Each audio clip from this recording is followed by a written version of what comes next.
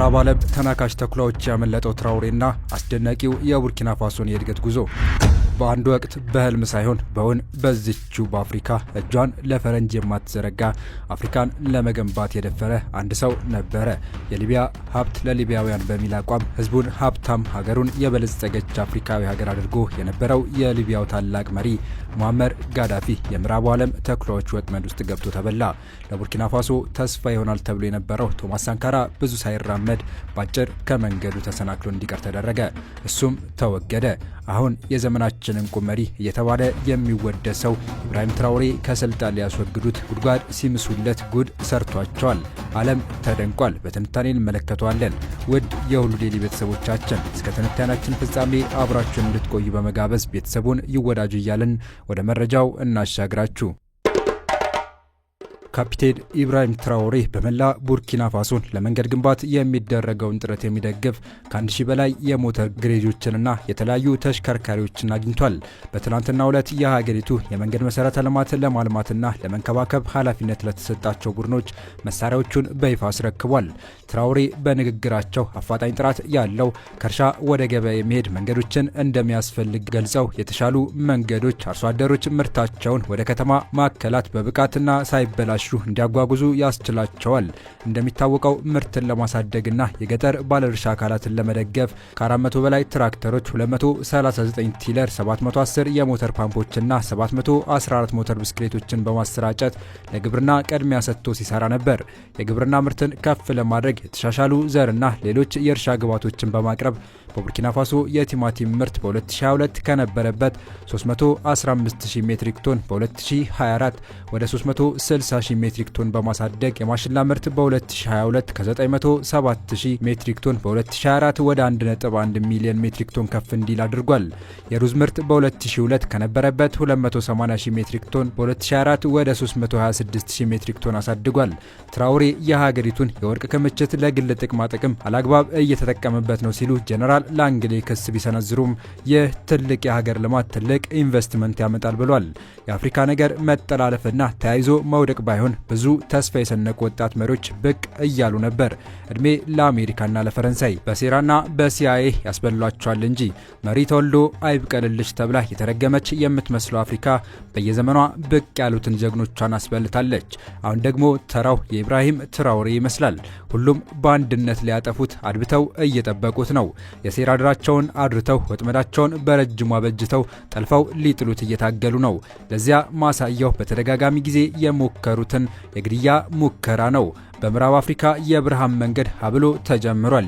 የነውጥና የብጥብጥ ማዕከል ናት ተብሎ የተሰየመችውን ምዕራብ አፍሪካ አይ በጭራሽ እናንተ እንዳላችሁት ምዕራብ አፍሪካ እንዲሆና አትቀርም በማለት ወጣቱና ደፋሩ ለመላው አፍሪካውያን መሪዎች ምሳሌ መሆን የሚችለው የቡርኪና ፋሶን ፕሬዚዳንት ኢብራሂም ትራውሬ የለውጥ ሐዋርያት ሆኖ ብቅ ብሏል። አፍሪካዊነት የአፍሪካን እንቁ ሀብቶች ለአፍሪካውያን ብቻ በእጃዙር የቀኝ አገዛዝ ስርዓትና ባርነት ነጻ የወጣች ቡርኪና ፋሶ በአክራሪዎች የማትታመስ ቡርኪና ፋሶ እንደ ፈረንሳይ ባሉ ግብዞች የማትበዘበዝ ቡርኪና ፋሶን እንገነባለን እያለ በታላቅ ድምፅና እልህ በተሞላበት ቃላት እየተናገረ የቡርኪና ፋሶ መንበር የተቆናጠጠው ኢብራሂም ትራውሬ አዲስ ተስፋ በቡርኪና ፋሶ ምድር ላይ እየጻፈ የነቃና የበቃ መሪ በመላው አፍሪካ ምድር እንዲፈጠር እየቀሰቀሰ ይገኛል። በፈረንሳይ የተዘዋዋሪ ብዝበዛ የተራቆተችው ቡርኪና ፋሶ ወደ ክብሯ ሊመልሳት ሲፈልግ አስቀድሞ ያደረገው ነገር የፈረንሳይ ወታደሮችን ጠራርጎ ማባረር ነበር። ያኔ ህዝቧ እልል ብሎ በደስታ ሰከረ። በአንጻሩ ደግሞ ፈረንሳይና የአፍሪካ መሰልጠን የሚያንገበግባቸው የምዕራቡ ዓለም ተናካሽ ተኩላዎች ይህን ጀግና ሊበሉ ታሰፍስፈው መጠበቅ ጀመሩ። እናም በቻሉት መንገድ ሁሉ ሊያስወግዱት ጥረት አደረጉ፣ ግን ከሸፈባቸው። ትራውሬ በብዙ የበሰለና የመሪነት ጥበብ የተላበሰ እንደሆነ ብዙዎች ይመሰክሩለታል። ይህ መንገድ ያልተመቻቸው ምዕራባውያን እንደ ቶማስ ሳንካራና ጋዳፊ ባጭሩ ሊያስቀሩት ተግተው እየሰሩ ነው። ይህን የተረዳው ኢብራሂም ትራውሬ ከሩሲያ ጋር ወዳጅነት በመፍጠር ምዕራቡን ዓለም ኩም አድርጎታል። ከሰሞኑን በምዕራባውያን እርዳታ የተቋቋመው የጁንታ ቡድን መፈንቅለ መንግስት ለማድረግ መሞከሩን ተከትሎ ወጣቱ መሪ ኢብራሂም ትራውሬ የሩሲያውን ፕሬዝዳንት ቭላድሚር ፑቲን ጋር ውይይት ማድረጋቸው በፈረንሳይ መንግስት እርዳታ በሀገሪቱ ውስጥ ውስጥ የታጣቂዎች ቁጥር እየጨመረ ወደ አለመረጋጋት እየተለወጠ መምጣቱን ተከትሎ ትራውሬ ላቀረቡት የትብብር ጥያቄ ሩሲያ አስቸኳይ የመሳሪያ እርዳታ፣ የጦር መሳሪያና ሌሎች ድጋፎችን ወደ ቡርኪና ፋሶ ልትልክ መሆኑን የተለያዩ ትላልቅ የአፍሪካ ጉዳይ ዘገባ የሚሰሩ ሚዲያዎች እየዘገቡ ይገኛሉ። የሩሲያ መሪ ፑቲን ከቡርኪና ፋሶን ጊዜያዊ ፕሬዝዳንት ኢብራሂም ትራውሬ እንደ አውሮፓውያን አቆጣጠር ኦገስት 31 2023 ተገናኝተው ስለ ጠንካራ ትብብር ውይይት አድርገውና ለመደጋገፍ መወሰናቸው ይታወቃል። በዚህም መሰረት በአሁኑ ጊዜ በምዕራባውያን ጠንሳሽነት በአጎራባች ሀገሮች እንደፈጸሙት ለጁንታው ቡድን በማስታጠቅ የጀመሩትን የመፈንቅለ መንግስት ግልበጣ ለማስቆም የተለያዩ መሳሪያዎችንና የሩሲያ የግል ወታደራዊ ኩባንያዎች የአፍሪካ ኮርፕስ የዋግነር ተተኪ ወታደራዊ ድጋፍም ለቡርኪና ፋሶ ለማድረግ ማሰቧን የሀገሪቱ ሚዲያዎች ዘግበዋል። ጉዳዩን አስመልክቶ መረጃ የሰጠው የቡርኪና ፋሶ መንግስት ተወካይ መንግስታቸው የውጭ ጣልቃ ገብነትንና በሳህል ሀገራት ላይ የበላይነታቸውን መቼም እንደማይቀበልና ኢኮኖሚያዊ ምዕራባውያን ይሁንታ እንዲሾር መቼም እንደማይፈቅድና ለሀገራዊና ሉዓላዊነት በኢኮኖሚያዊ ነጻነትና ማህበራዊ ፍትህ እንደማይደራደር ገልጿል። ትራውሬ በበኩሉ ህዝቤ በእውነት ነጻ እስኪወጣ ድረስ እታገላለሁ ሲል ተናግሯል። ከሞት ጋር እየተናነቁ በየቀኑ ገድል መስራት የማይታክተው መሪ ሆኗል። በአፍሪካዊቷ ቡርኪና ፋሶን በሀገሪቱ የሚማር ሁሉም ዜጋ የትምህርት ወጪው እስከ ዩኒቨርሲቲ ድረስ በነጻ መሆኑን የሀገሪቱ ፕሬዝዳንት ኢብራሂም ትራውሬ ይፋ አደረጉ። ኋላ ቀርነትና ድህነትን በጽኑ የሚጠሉት ወጣቱ ፕሬዝዳንት የሀገሪቱ ህዝብ በነጻ ተምሮ ለሰው ልጅ ምቹ የሆነ ሀገር ለመገንባት ትምህርት ትልቅ መሳሪያ መሆኑን በመግለጽ ነው። ምዕራባውያን የሚፈልጉት በእነሱ የሚዘወር የእነሱ አሻንጉሊት የሆነ ስርዓተ መንግስት በመላው አፍሪካ ላይ መትከል ነው። ይህን በአብዛኛው የአፍሪካ ሀገራት ላይ ተግብረውታል። ከዚያም እነዚያን አሻንጉሊቶች ተጠቅመው አህጉሪቱ ተዝቆ የማያልቅ ሀብቷን ይዘርፋሉ። ለዚህ አንዱነኛ ማስረጃ እንመልከት። በፈረንሳይ ዋና ከተማ መሃል ፓሪስ ላይ ሳውተሬን ተብሎ የሚገኘው የፈረንሳይ ብሔራዊ ባንክ ይገኛል።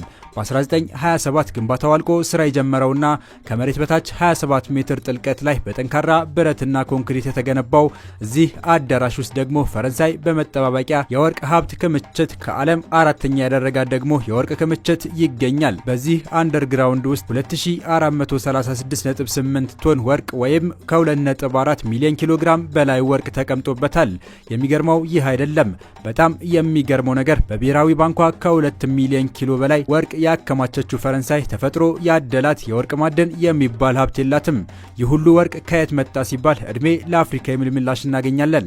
ዲሞክራቲክ ኮንጎ ፈጣሪ ሲፈጥራት በወርቅና በአልማዝ ውስጧን ጠቅጥቆ ቢሆንም ለህዝቡ የቆመ እውነተኛ መሪ የገነባው ጠንካራ መንግስት ባለመኖሩ በየዓመቱ ከከርሰ ምድሯ ከሚወጣው ሀብቷ የምትጠቀመው 2% ብቻ ነው። ሌላው 98% በህገወጥ መንገድ ወደ ሌሎች ሀገራት ባንክ ይጓዝና ልክ እንደ ፈረንሳይ በዓለም ወርቅ ክምችት ግንባር ቀደም ይሆናሉ። በምትኩ እርስ በርስ የሚጫረሱበት ዘመናዊ መሳሪያ ይላክላቸዋል። ግጭቱ እንዳያባራ ያራግቡታል። ምክንያቱ ሰላም ካለ ለህዝብ የሚያስብ መሪ ከመጣ ከአፍሪካ የሚጋዘው ወርቅና አልማዝ ሊቆም ነው።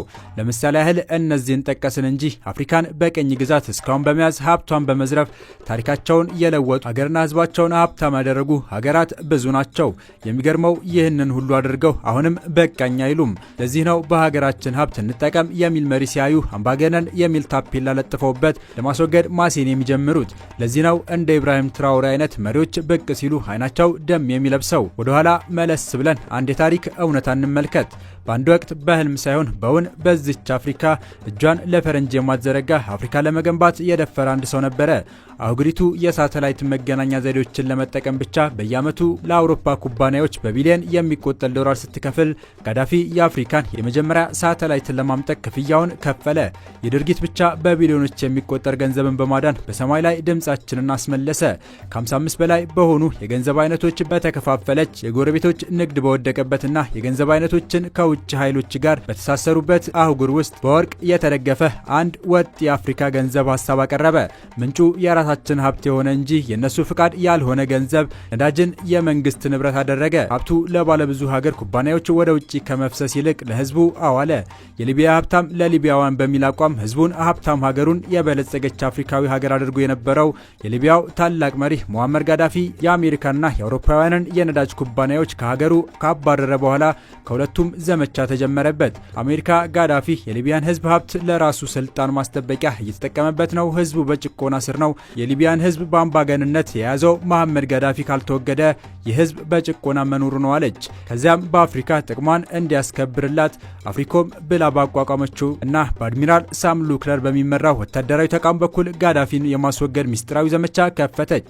በተለያየ ሴራ ሞክረውት አልበገር ያላቸውን ጋዳፊ ለማስወገድ ሊቢያን በቦምብ መደብደብ ጀመሩ። በመጨረሻም በ2011 አሜሪካና አጋሮቿ አይደለም ለሀገሩ ለመላው አፍሪካውያን ብሩህ ቀን ነጻነትንና እድገትን የሚመኘውን ታላቁን መሪ ሙአመር አቡ ሚኒያር ጋዳፊን አስገድለው ሊቢያን ፍርስርሷን አወጧት። ሊቢያ በጋዳፊ ስር ምንም የውጭ ዕዳ አልነበረባትም። እንዲያውም ሀገሪቱ ልትጠቀምበት ከምትችለው በላይ ገንዘብ ነበራት። በቢሊዮኖች የሚቆጠር ገንዘብ በዓለም ዙሪያ ተቀምጦ ነበር። ከሞተ በኋላ እነዚህ ቢሊዮኖች ተዘረፉ። በአቤተኞች ሳይሆን ነጻነትን እየሰበኩ ቦምብ ባወረዱት ባቀናበሩት ኃይሎች። ነገር ግን የጋዳፊ ራዕይ ለሊቢያ ብቻ አልነበረም፣ በተግባር ፓን አፍሪካኒስት ነበር። አፍሪካ ራሷን እንድትመግብ የራሷን ኃይል እንድታመነጭና የራሷን ልጆች እንድታስተምር ፈለገ። ነገር ግን ለዚህ አደገኛ ብለው ጠሩት። ለዚህ አምባገነን የሚል ስም ለጠፉበት። እናም ለዚህ አጥላሉት፣ አዋረዱት፣ ገደሉትም። ወርቁ ጠፋ፣ ቢሊዮኖች ተሰወሩ። ህልሙ በመገናኛ ብዙሃን አሉባልታ ተቀበረ። ነገር ግን ሊያጠፉት ያልቻሉ እውነት ይኸው ነው።